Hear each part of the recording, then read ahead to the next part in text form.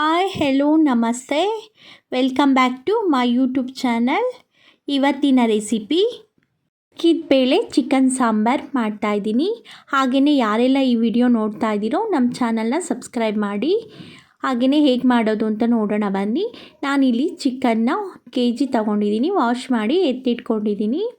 ಹಾಗೆಯೇ ಅವರೆಕಾಳನ್ನ ಸುಲಿದು ವಾಶ್ ಮಾಡಿ ನೆನೆಸಿ ಅದನ್ನು ಇದ್ಕಿ ಎತ್ತಿಟ್ಕೊಂಡಿದ್ದೀನಿ.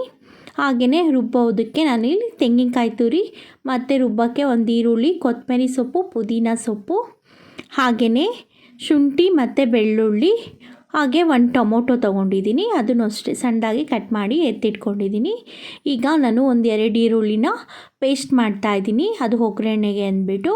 ಹಾಗೆಯೇ ರುಬ್ಬೋದಕ್ಕೆ ಗಸಗಸೆ, ಚಕ್ಕೆ, ಲವಂಗ, ಹಾಗೆಯೇ ಈರುಳ್ಳಿನ ಪೇಸ್ಟ್ ಮಾಡಿ ಇಟ್ಕೊಂಡಿದ್ದೀನಿ. ಮತ್ತು ಮಸಾಲೆ ರುಬ್ಕೊಳ್ಳೋಕ್ಕೆ ಇನ್ನೊಂದು ಮಿಕ್ಸಿ ಜಾರ್ ತೊಗೊಂಡು ಅದಕ್ಕೆ ಚಕ್ಕೆ, ಲವಂಗ, ಗಸಗಸೆ, ಕಡಲೆ, ಶುಂಠಿ, ಬೆಳ್ಳುಳ್ಳಿ ಹಾಕ್ಕೊಂಡಿದ್ದೀನಿ. ಮತ್ತು ಈರುಳ್ಳಿ ಹಾಕ್ಕೊತಾ ಇದ್ದೀನಿ, ಈರುಳ್ಳಿ, ಟೊಮೊಟೊ. ಈಗ ಪುದೀನ, ಕೊತ್ತಂಬರಿ ಹಾಕ್ಕೊಂಡಿದ್ದೀನಿ. ಇಷ್ಟನ್ನು ಸಪ್ರೇಟಾಗಿ ರುಬ್ಕೊತಾ ಇದ್ದೀನಿ.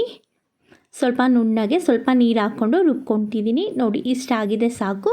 ಇದನ್ನು ಸಪ್ರೇಟಾಗಿ ಎತ್ತಿಟ್ಕೊಂಡು ಇದೇ ಜಾರಿಗೆ ನಾನು ತೆಂಗಿನಕಾಯಿ ತುರಿದಿಟ್ಕೊಂಡಿದ್ನಲ್ಲ ಅದನ್ನು ಮತ್ತು ಸಾಂಬಾರು ಪೌಡರ್ನ ಹಾಕ್ಕೊತಾ ಇದ್ದೀನಿ. ಇದು ಸಾಂಬಾರು ಪೌಡರ್ ಮನೇಲಿ ಮಾಡ್ಕೊಂಡಿರೋ ಅಂಥದ್ದು. ಇದನ್ನು ಅಷ್ಟೇ ಚೆನ್ನಾಗಿ ರುಬ್ಕೊಳ್ಳೋಣ. ನೋಡಿ, ಇಷ್ಟ ಆಗಿದ್ರೆ ಸಾಕು. ಹಾಗೆಯೇ ನಾನು ಒಂದು ಪಾತ್ರೆಯಲ್ಲಿ ಬಿಸಿನೀರು ಇಟ್ಕೊಂಡಿದ್ದೀನಿ ಸಾಂಬಾರು ಮಾಡೋದಕ್ಕೆ. ಹಾಗೆಯೇ ಈಗ ಹೇಗೆ ಮಾಡೋದು ನೋಡೋಣ ಬನ್ನಿ. ನಾನಿಲ್ಲಿ ಒಂದು ಕುಕ್ಕರ್ ತೊಗೊಂಡಿದ್ದೀನಿ. ಅದು ಬಿಸಿ ಆದಮೇಲೆ ಆಯಿಲ್ ಹಾಕಿ, ಅದು ಬಿಸಿ ಆದಮೇಲೆ ಈರುಳ್ಳಿ ಪೇಸ್ಟ್ನ ಹಾಕ್ಕೊತಾ ಇದ್ದೀನಿ. ಇದನ್ನು ಚೆನ್ನಾಗಿ ಫ್ರೈ ಮಾಡ್ಕೊಳ್ಳೋಣ. ಹಸಿ ಸ್ಮೆಲ್ಲೆಲ್ಲ ಹೋಗಬೇಕು. ಈರುಳ್ಳಿ ಪೇಸ್ಟ್ ಹಾಕೋದ್ರಿಂದ ತುಂಬಾ ಟೇಸ್ಟಿಯಾಗಿರುತ್ತೆ ಸಾಂಬಾರು. ನಾನೀಗ ಇದಕ್ಕೆ ಅರಿಶಿನ ಹಾಕ್ಕೊತಾ ಇದ್ದೀನಿ. ಅದನ್ನು ಅಷ್ಟೇ ಹಾಕ್ಕೊಂಡ್ಮೇಲೆ ಚೆನ್ನಾಗಿ ಮಿಕ್ಸ್ ಮಾಡ್ಕೊಳ್ಳೋಣ. ಈರುಳ್ಳಿ ಕಟ್ ಮಾಡಿ ಹಾಕೋದಕ್ಕಿಂತ ಈರುಳ್ಳಿ ಪೇಸ್ಟ್ ಮಾಡಿಬಿಟ್ಟು ಹಾಕಿದ್ರೆ ತುಂಬಾ ಚೆನ್ನಾಗಿರುತ್ತೆ. ಸಾಂಬಾರು ಅಷ್ಟೇ ತುಂಬ ಟೇಸ್ಟಿಯಾಗಿರುತ್ತೆ. ನೋಡಿ, ಇಷ್ಟ ಆಗಿದ್ರೆ ಸಾಕು. ನಾನು ಈ ಟೈಮಿಗೆ ಚಿಕನ್ನ ಹಾಕ್ಕೊತಾ ಇದ್ದೀನಿ. ಅದನ್ನು ಅಷ್ಟೇ ಚೆನ್ನಾಗಿ ಫ್ರೈ ಮಾಡ್ಕೊಬೇಕು.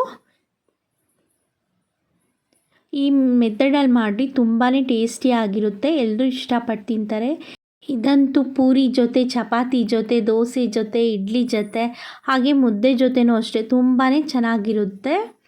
ಹಾಗೆ ಇದನ್ನು ಸ್ವಲ್ಪ ಚೆನ್ನಾಗಿ ಫ್ರೈ ಮಾಡಿಕೊಂಡು ಸ್ವಲ್ಪ ನಾನು ರುಚಿಗೆ ತಕ್ಕಷ್ಟು ಉಪ್ಪು ಹಾಕ್ಕೊತಾ ಇದ್ದೀನಿ.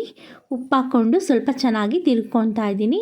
ಉಪ್ಪು ಹಾಕೋದ್ರಿಂದ ಚಿಕನ್ಗೆ ಚೆನ್ನಾಗಿ ಉಪ್ಪು ಹತ್ತುತ್ತೆ. ಹಾಗೆಯೇ ನೀರಿನಂಶ ಎಲ್ಲ ಚೆನ್ನಾಗಿ ಬಿಟ್ಕೊಳ್ಳುತ್ತೆ. ಅದಕ್ಕೋಸ್ಕರ ಉಪ್ಪು ಹಾಕ್ಕೊತಾ ಇದ್ದೀನಿ. ಹಾಗೆಯೇ ಈ ಟೈಮಿಗೆ ಇಸ್ಕಿದ ಬೇಳೆನ ಹಾಕ್ಕೊತಾ ಇದ್ದೀನಿ. ಅದನ್ನು ಅಷ್ಟೇ ಹಾಕ್ಕೊಂಡ್ಮೇಲೆ ಚೆನ್ನಾಗಿ ಫ್ರೈ ಮಾಡ್ಕೊಳ್ಬೇಕು. ಎರಡು ಜೊತೆ ಚೆನ್ನಾಗಿ ಮಿಕ್ಸ್ ಆಗಲಿ, ಚೆನ್ನಾಗಿ ಫ್ರೈ ಮಾಡ್ಕೊಳ್ಳೋಣ.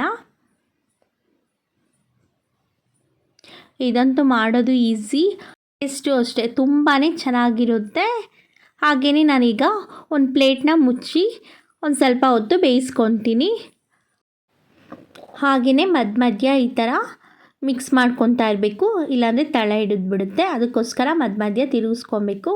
ಈ ಚಿಕನ್ನಲ್ಲಿ ನೀರು ಬಿಟ್ಕೊಳ್ಳುತ್ತೆ, ಅದೆಲ್ಲ ಹಿಂಗಬೇಕು. ಅದಕ್ಕೋಸ್ಕರ ನಾನು ಸ್ವಲ್ಪ ಹೊತ್ತು ಹಾಗೆಯೇ ಬೇಯಿಸ್ಕೊತೀನಿ. ಹಾಗೆ ಪ್ಲೇಟ್ ಮುಚ್ಚಿ ಬೇಯಿಸ್ಕೊಳ್ಳೋಣ.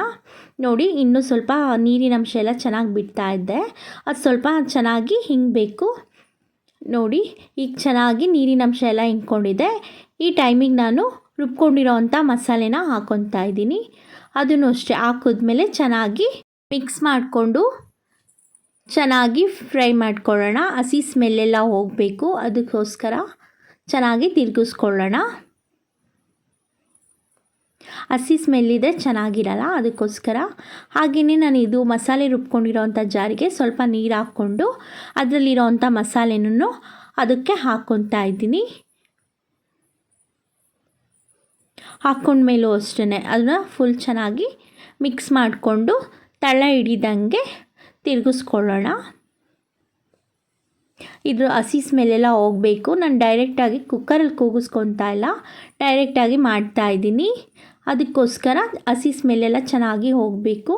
ಈಗ ಒಂದು ಪ್ಲೇಟ್ ಮುಚ್ಚಿ 5 ನಿಮಿಷ ಬೇಯಿಸ್ಕೊತಾ ಇದ್ದೀನಿ. ಹಾಗೆ ಮಧ್ಯ ತಿರುತ್ತಾ ಇರಬೇಕು, ಇಲ್ಲಾಂದರೆ ತಳ ಹಿಡಿಯುತ್ತೆ. ಅದಕ್ಕೋಸ್ಕರ ಮಧ್ಯ ತಿರ್ಕೊಬೇಕು. ಹಾಗೆಯೇ ನೋಡಿ ಎಣ್ಣೆ ಅಂಶ ಎಲ್ಲ ಚೆನ್ನಾಗಿ ಬಿಟ್ಕೊಂಡಿದೆ. ನಾನೀಗ ಬಿಸಿನೀರನ್ನ ಹಾಕ್ಕೊಳ್ತಾ ಇದ್ದೀನಿ. ಹಾಗೆಯೇ ರುಚಿಗೆ ತಕ್ಕಷ್ಟು ಉಪ್ಪು ಹಾಕ್ಕೊಳ್ತಾ ಇದ್ದೀನಿ. ಈಗ ಒಂದು ಪ್ಲೇಟ್ ಮುಚ್ಚಿ ಬೇಯಿಸ್ಕೊಳ್ತಾ ಇದ್ದೀನಿ. ಬೇಳೆ ಮತ್ತು ಚಿಕನ್ನು ಚೆನ್ನಾಗಿ ಬೇಯಬೇಕು. ಹಾಗೆಯೇ ನಾನಿಲ್ಲಿ ಮಧ್ಯ ತಿರುಗಿಸ್ಕೊಳ್ತಾ ಇದ್ದೀನಿ.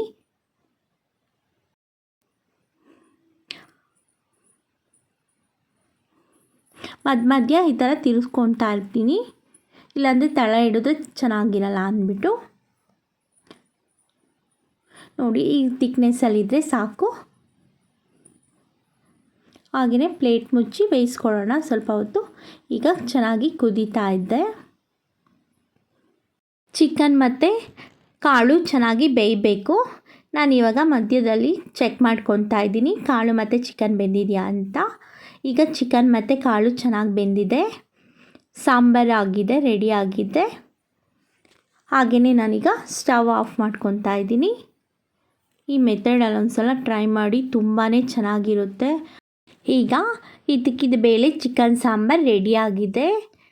ಮಾಡೋದು ಈಸಿ, ಟೇಸ್ಟು ಅಷ್ಟೇ ತುಂಬಾ ಚೆನ್ನಾಗಿರುತ್ತೆ. ಹಾಗೆಯೇ ಯಾರೆಲ್ಲ ಈ ವಿಡಿಯೋ ನೋಡ್ತಾ ಇದ್ದೀರೋ ನಮ್ಮ ಚಾನಲ್ನ ಸಬ್ಸ್ಕ್ರೈಬ್ ಮಾಡಿ, ಲೈಕ್ ಮಾಡಿ, ಹೊಸ ಚಾನಲ್ಗೆ ಸಪೋರ್ಟ್ ಮಾಡಿ. Thank you so much.